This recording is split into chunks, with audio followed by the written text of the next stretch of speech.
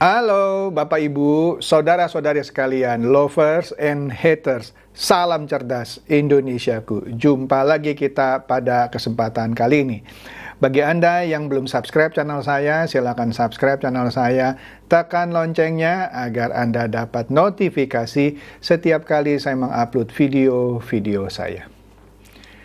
Oke, pada kesempatan kali ini saya akan membahas sebuah suatu surat surat terbuka dari Profesor Denny Indrayana. Profesor Denny Indrayana ini adalah guru besar hukum tata negara. Dan Profesor Denny Indrayana ini dulu pernah jadi Wakil Menteri Hukum dan HAM. Ya. Nah, di sini suratnya itu waktu tanggal 24 April itu dibacakan oleh Refli Harun, ya. Kemudian kemarin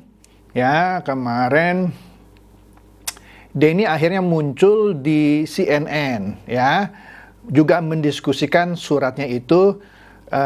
Kemudian ada juga satu narasumber dari kantor kepresidenan Republik Indonesia lah. Saya lupa namanya, mohon maaf. Nah, di situ mereka mendiskusikan isi surat surat terbuka pernyataan dari Profesor Denny Indrayana. Suratnya menurut saya cukup hot gitu ya. Bahkan itu bisa ditafsirkan tanda kutip menuduh gitu ya. Tapi saya sih pikir seorang Profesor Denny Indrayana ini pasti tidak akan sembarangan membuat surat terbuka seperti ini. Katanya gitu ya, ketika diwawancara oleh CNN, dia juga sudah mengumpulkan data-data. Ya, tapi itu biarkanlah nanti Profesor Denny Indrayana yang akan menjelaskan lebih detail kalau misalnya gara-gara ini dia diperiksa gitu ya. Tapi sepertinya dia sudah siap gitu kalau saya lihat dari gestur tubuhnya. Nah, di sini katanya di suratnya ini dia menceritakan mengenai kerja politik dari Pak Presiden Joko Widodo untuk memenangkan pemilihan presiden nanti 2024, ya. Tetapi di sini maksudnya bukan Pak Jokowi sebagai calon peserta Pilpres, tetapi untuk memastikan pasangan calon yang beliau dukung tampil sebagai juara di kompetisi Pilpres 2024, ya. Nah, jadi di sini singkatnya bahwa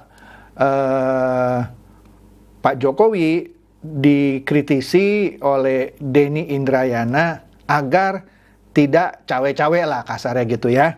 Biarkan kompetisi Pilpres ini berlangsung fair gitu ya, jujur dan adil gitu ya.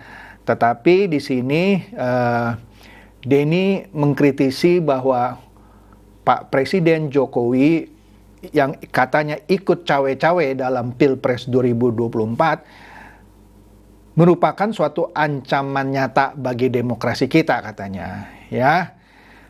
Nah, Profesor Denny Indrayana ini adalah orang yang justru mendukung Jokowi di Pilpres 2014. Oke. Nah, jadi di sini Profesor Denny Indrayana seakan-akan merasa bertanggung jawab karena dia kan ikut memilih Pak Jokowi. Dia merasa bertanggung jawab untuk tidak membiarkan Pak Presiden Joko Widodo melakukan kesalahan konstitusional, ya, yang bisa membahayakan kehidupan berbangsa, katanya gitu ya. Nah, menurut Denny juga, setiap orang termasuk presiden tentu berhak punya pilihan atau preferensi atau kesukaan terhadap calon tertentu. Tetapi jika sang presiden ini yang sedang menjabat menyalahgunakan kewenangannya atau pengaruh yang dimilikinya untuk memenangkan pasangan calon yang didukungnya, maka menurut Denny, sang presiden jelas-jelas telah melanggar konstitusi. Ya.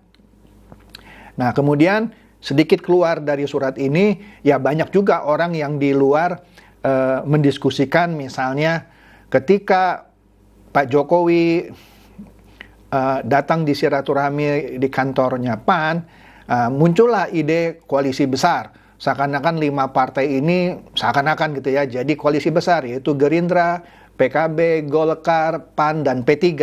Ya, di situ kalau saya lihat bahasa tubuhnya seakan-akan Pak Prabowo sudah seperti senang gitu ya, seperti ini kan analisa boleh saja dong ya. Sepertinya, waduh, Pak Jokowi ini milih saya nih ya. Ya ini kan dugaan ya, belum tentu saya benar sekali lagi. Tapi nggak lama kemudian, ketika Ibu Mega memutuskan untuk mencalonkan Ganjar sebagai capresnya, nah ini menarik. Saat itu Pak Jokowi sedang ada di Solo, mau libur Lebaran bersama keluarga. Tetapi menjelang pengumuman pencapresan Ganjar, Pak Jokowi itu terbang loh dari Solo ke Jakarta. Pertanyaannya, dalam kapasitasnya sebagai presiden, seharusnya menurut saya loh ya, dan menurut pendapat banyak orang juga, kalau Pak Jokowi sampai datang ke Istana Batu Tulis untuk menghadiri pencapresan Ganjar oleh PDIP dalam kapasitasnya sebagai presiden, karena Hasto menyebutnya Pak Presiden gitu ya. Pertanyaannya, apakah nanti jika ada partai yang juga mencapreskan calonnya, Pak Jokowi juga hadir? Apakah misalnya kalau koalisi perubahan resmi mencapreskan Anies, Pak Jokowi juga hadir? Lah kan sepertinya tidak. Dan sepertinya Pak Jokowi balik dari Solo ke Jakarta pakai pesawat kepresidenan. Ini juga agak sepertinya dipertanyakan. Ini kan bukan urusan negara, ini urusan partai. Kenapa harus pakai pesawat kepresidenan? Ketika dia pulang, dia ngajak Ganjar satu pesawat dengan dia. Itu kan bukan urusan negara kan, urusan partai. Jadi dipertanyakan juga, kenapa Ganjar harus satu pesawat dengan presiden? Dalam wawancaranya dengan Najwa Shihab, Ganjar jelas-jelas bilang, Pak Presiden ngajak saya pulang bersama-sama. Kan ada juga fotonya di media-media, Ganjar dan Pak Presiden ada di pesawat kepresidenan. Ya, jadi itu juga dipertanyakan.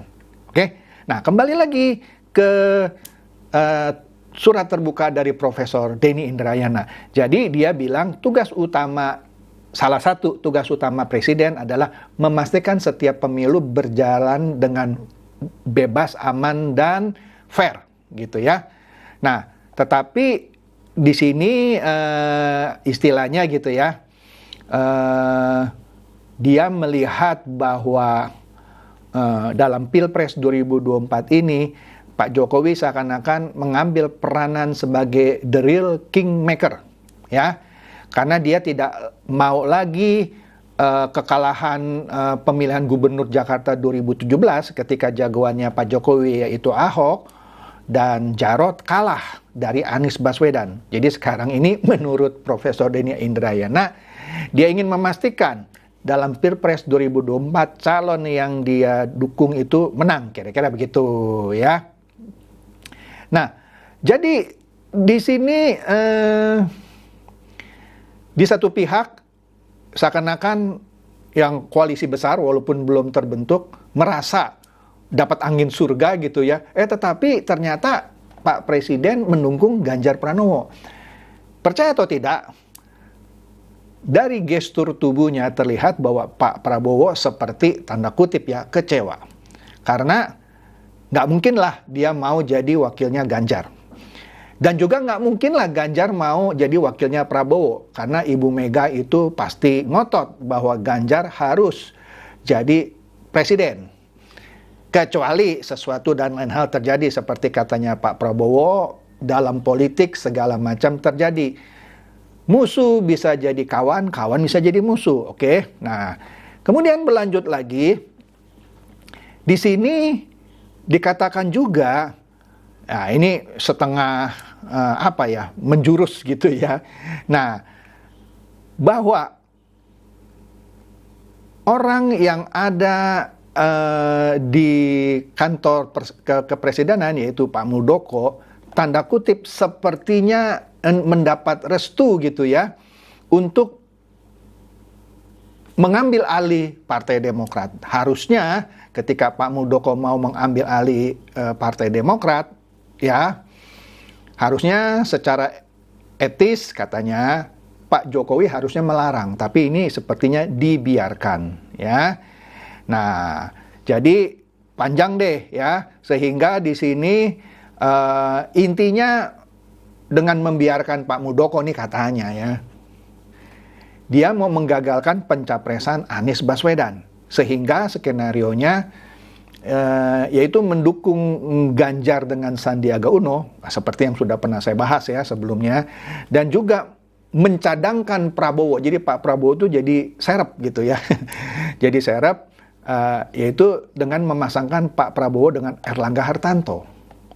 Nah, ini sinyalnya makin lama makin jelas sih kalau saya lihat ya. Kenapa Sandiaga Uno keluar dari Gerindra masuk P3, dan P3 kemudian akan merapat ke PDIP, ya, dan menyodorkan Sandiaga Uno tanda kutip sesuai dengan skenario menjadi cawapresnya Ganjar. Nah, kemudian ya yang ini akan menarik ya istilahnya kalau ini terjadi, katanya Pak Jokowi sudah punya perhitungan kalau Pilpres itu adalah head to head antara Anies melawan siapapun, ini katanya loh ya, itu pasti kalah. Anies pasti menang, ini katanya. Mau Ganjar dipasang dengan Prabowo atau Prabowo dipasang dengan Ganjar, kalau head to head dengan Anies, ini katanya loh, itu Anies pasti menang. Ya, ini kan katanya, kan boleh setuju, boleh tidak setuju. Nah, supaya jangan langsung kalah, maka dipecah jadi 3. Wah, ini keren juga ya skenarionya. Jadi nanti ada pasangan Ganjar dan Sandiaga Uno, Jokowi dan Erlangga Hartanto.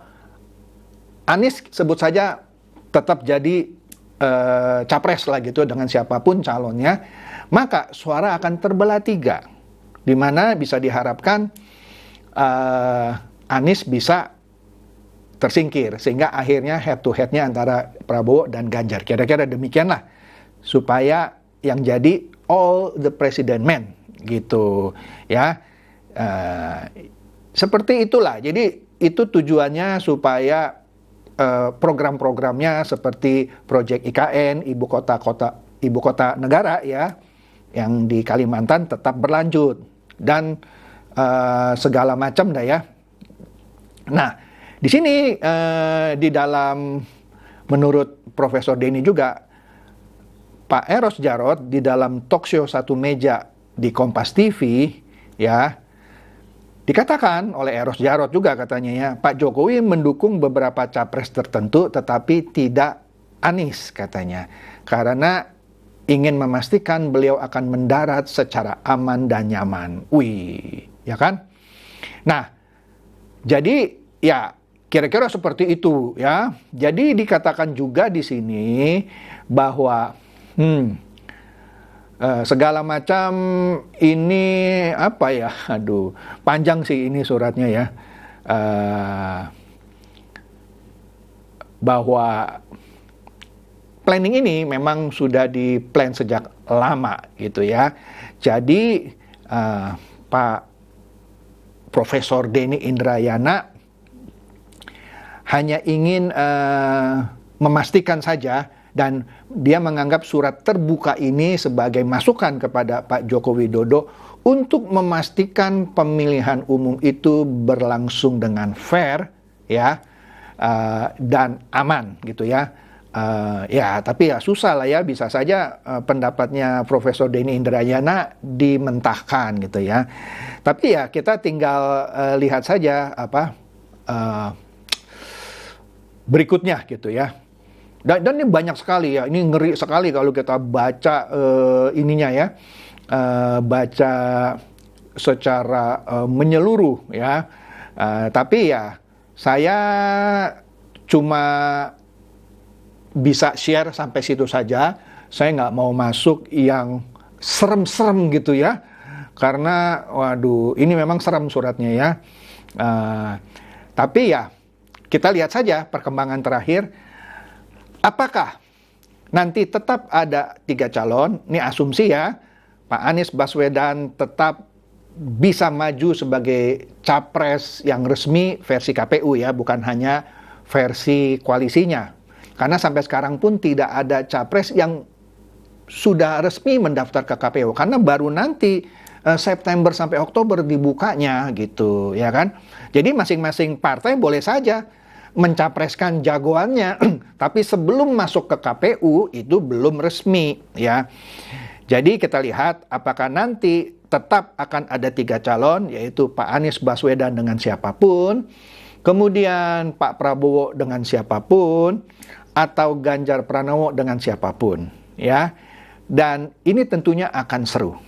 Dan di konten saya berikutnya saya akan membahas kemungkinan, kan namanya politik, segala macam bisa terjadi. Bisa jadi ya calonnya tidak 3 lagi nanti. Bisa jadi cuma 2. Nah, cuma 2-nya ini siapa lawan siapa nih? Nah, tapi saya nggak bahas di konten ini, terlalu panjang. Jadi saya sudahi saja ulasan singkat saya, karena saya nggak akan mungkin membahas semua isi surat terbuka Profesor Denny Indrayana ini, karena seram-seram gitu isinya ya. Saya nggak mau masuk lah ya ke seram-seram itu gitu ya. Saya cuman garis besarnya. Oke? Semoga ini bisa lebih membuka wawasan Anda, mencerdaskan dan mencerahkan Anda semua. Silakan share video saya ini kepada teman-teman, sahabat atau kerabat supaya mereka tambah cerdas dan tercerahkan. Seperti biasa, terima kasih.